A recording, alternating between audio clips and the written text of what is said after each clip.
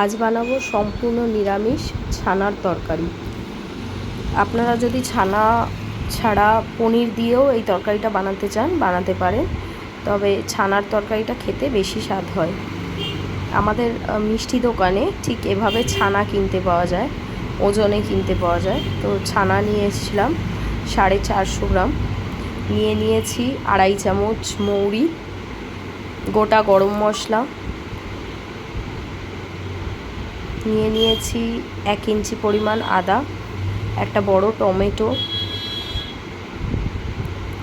আর নিয়ে নিয়েছি 1.5 চামচ মতো জিরে। মৌরির পরিমাণটা বেশি থাকবে, জিরের পরিমাণটা একটু কম থাকবে। দেখুন আলু নিয়ে নিয়েছি ঠিক এভাবে কেটে, আপনারা চাইলে বড় রাখতে পারেন, তবে ছানার সাথে সামঞ্জস্য রেখে আমি এভাবে কেটেছি। গোটা মশলা যেগুলো রয়েছে সেগুলো মিক্সির বাটিতে নিয়ে নিলাম। গোটা গরম মশলা, টমেটো, মৌরি, জিরে যা কিছু ছিল, আদা, সব কিছু মিক্সির বাটিতে ঢেলে নেব। আমার রান্না যদি আপনাদের ভালো লাগে তাহলে প্লিজ লাইক করবেন, সাবস্ক্রাইব করবেন এবং শেয়ার করবেন। আপনারা পাশে থাকলে আমি আমার চ্যানেলটাকে গ্রো করতে পারবো। দেখুন ছানাগুলোকে ঠিক এভাবে কেটে নিয়েছি টুকরো করে। এবার এর মধ্যে দিয়ে দেবো নুন, সামান্য পরিমাণ লঙ্কার গুঁড়ো আর সামান্য পরিমাণ হলুদের গুঁড়ো দিয়ে এগুলো ভালো করে মিশিয়ে নেব।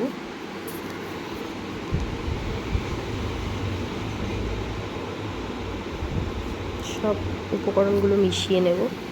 নুন, হলুদ, নুনটা যাতে ছানার সাথে মিশে যায়। খুব আলতো হাতে করতে হবে কাজটা, কারণ ছানা পনিরের থেকেও সফট হয়, ভেঙে যাওয়ার সম্ভাবনা থাকে, তাই খুব হালকা হাতে করতে হবে। আর রান্নাটাও আমরা কড়াইতে না, একটা ছড়ানো ফ্রাইং প্যানে করব।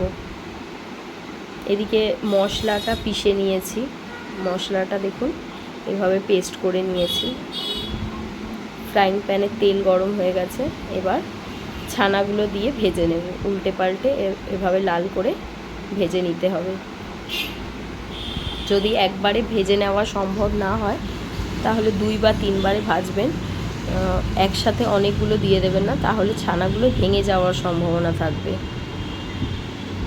অল্প অল্প করে ভেজে নেবেন। আমি ছড়ানো ফ্রাইং প্যান নিয়েছি, যে কারণে ভেঙে যায়নি, ছানাগুলো সুন্দর ভাজা হয়েছে। আর কোনোভাবেই জলে ভেজানো বা নুন জলে ভেজানো এগুলো করার দরকার নেই। ছানা এমনিতেই খুব সফট হয়।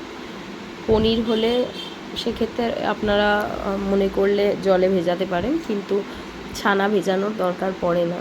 ছানা এভাবেই একটু শক্ত হওয়ার দরকার পড়ে, কারণ অলরেডি ছানাটা নরমই থাকে।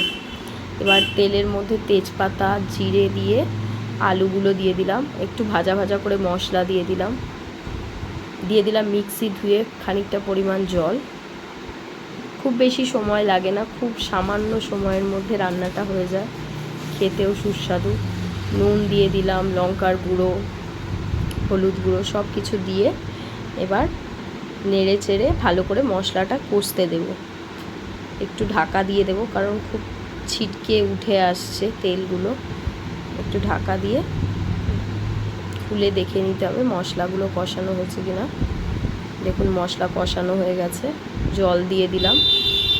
জলের পরিমাণটা মিডিয়াম রাখবেন, খুব কম রাখবেন না, কারণ ছানা দেওয়ার পর জলটা শুকিয়ে যাবে।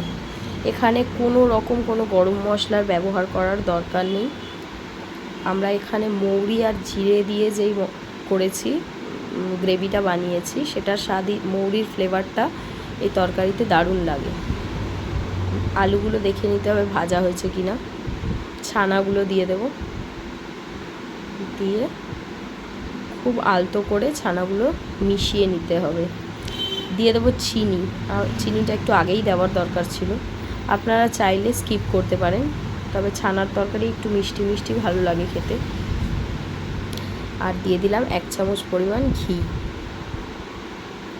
এখানে আমরা গরম মশলা দিইনি, ঘি দিয়েছি।